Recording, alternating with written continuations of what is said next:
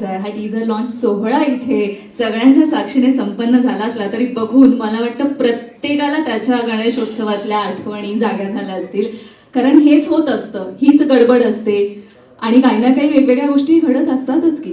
तसंच या सिनेमाच्या निमित्ताने म्हणजे प्रत्येक गणेशोत्सवात, प्रत्येक सणावाराला कधी कधी असं होतं, खूप वर्षानुवर्ष काही नातेवाईक येत नाही, पण खूप वर्षानंतर काही नातेवाईक हजेरी लावतात. तसं या सिनेमाच्या निमित्ताने आपल्या मराठी सिनेसृष्टीतील दोन असे कलाकार आपल्याला एकत्र पाहायला मिळणार आहेत, जे या सिनेमाच्या निमित्ताने मला वाटतं खूप वर्षांनी एकत्र येत आहेत.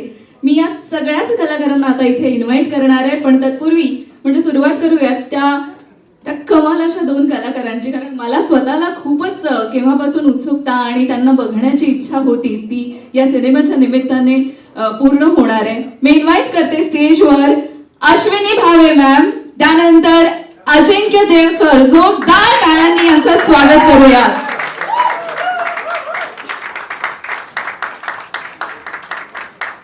ही जोडी जवळपास मला वाटतं 20 वर्षानंतर, जास्त 25 वर्षांनंतर आपल्याला या सिनेमाच्या निमित्ताने आपल्या भेटीला येणार आहे. खरा गणेशोत्सव हाच साजरा होणार आहे मला वाटतं मराठी प्रेक्षकांसाठी. त्यानंतर आणखी या सगळ्या सिनेमातील कलाकारांनाच मी इथे इन्व्हाइट करणार आहे. निकिता दत्ता या सिनेमाच्या निमित्ताने मराठी सिनेसृष्टीमध्ये पदार्पण.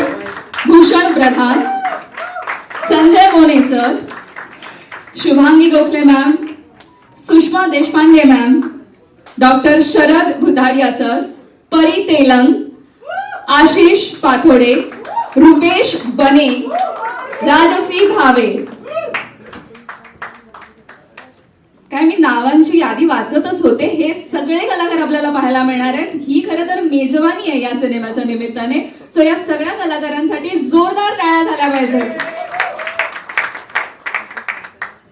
सुरुवात कुठून कशी करू, केवढे कलाकार आहेत हे, आणि ह्या सगळ्यांना बघण्याचा एक वेगळा आनंद आहे. आणि आत्ता असं पाहायलाही मला खूप छान वाटतंय. Thank you so much Navjot sir, ही कलाकार मंडळी तुम्ही एकत्र आणलीत या सिनेमाच्या वतीने. अश्विनी मॅम, आपल्यापासून सुरुवात करते. अहिल्या ही भूमिका करतानाचा सगळा अनुभव आणि मुळात तुमच्या काही बाप्पांच्या आठवणी जाग्या झाल्या का? हो, नक्कीच. कारण आपलं लहानपणी जे गणपती उत्सव आपण साजरा केलेला असतो, कोणाच्या दुर्वांची जोडी पहिली बांधून होतीये, इथपासून ते चंदन कोण उगाळणारे आणि नैवेद्य दाखवून आपण खातोय कधी, हे सगळं. आणि मला आठवत आहे की माझे वडील खूप गोष्टी सांगायचे. तर एक माझ्या आजीच्या घरी एक बाजलं होतं, खूप मोठं बाजलं होतं. त्याच्यावर आम्ही सगळी ऑलमोस्ट 9 जण आणि माझे बाबा अशी एकच गोष्ट गणपतीचे 4-5 दिवस तीच गोष्ट पोंगाराम हत्तीची सांगत असत. ही अशा अनेक आठवणी आहेत. आणि ह्या चित्रपटात काम करताना खूप मला मजा आली. कारण ज्यांच्याबरोबर आधी कामं केलेली आहेत ते सगळे कलाकार आणि नवीन पिढीतले हे कलाकार आणि निकिता सुद्धा, या सर्वांबरोबर काम करताना एक वेगळी ऊर्जा मिळाली आणि खूप आनंददायी अनुभव होता माझ्याकरता. क्या बात आहे. खरं सांगायचं तर आम्हालाही खूप ऊर्जा मिळणार आहे. मराठी प्रेक्षकांना खूप छान वाटणार आहे आपल्या सगळ्यांनाच पाहायला. अजिंक्य सर, तुमच्यासाठी हा प्रवास कसा होता? मला 2 गोष्टी सांगाव्याशा वाटतात. एक म्हणजे सर्वात महत्त्वाची ती नवजोत बांदिवडेकर बद्दलची.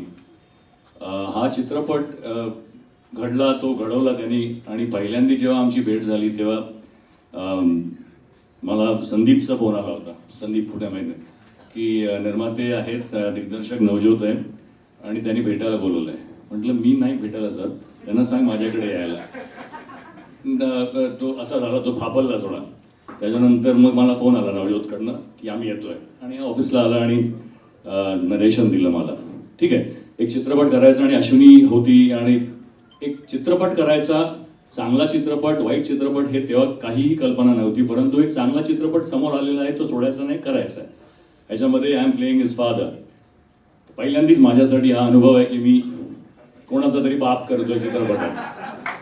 पण I said okay, let's do it. पण त्यानंतर जसा हा चित्रपट पुढे केला आणि केरळामधलं पहिलं शेड्यूल झालं, तेव्हा या मुलाबद्दलच म्हणेन मी, कारण हा छोटा आहे. यांनी ज्या आत्मीयतेने आणि ज्या डिसिप्लिननी काम केलेलं आहे, आणि म्हणजे I really feel extremely proud to be a part of this film now, as much as I was feeling before. पण आता असं वाटतं की Navjot Bandivadekar is a really good director in making for this industry, for the coming Marathi and future Hindi film. त्याचं dedication आणि एकूणच सगळा जो प्रवास आम्ही केरळामध्ये कितीतरी कष्ट त्यांनी भोगलेले आहेत. म्हणजे काय काय नाही झालं जे चित्रपटात होऊ म्हणजे झाल्यानंतर चित्रपट कदाचित लोक बंद करत असतील असे, पण he has gone through all the help आणि today we are standing here on this day. So I am very very thankful for Navjot to have cast me in this film आणि to all the producers over here. So आणि please note this, there is a big director in making. Thank you so much. वेगवेगळ्या up downs मधूनच cinema तयार होतो आणि मला वाटतं की त्यापेक्षाही रिझल्ट आमच्यासाठी महत्वाचा आहे.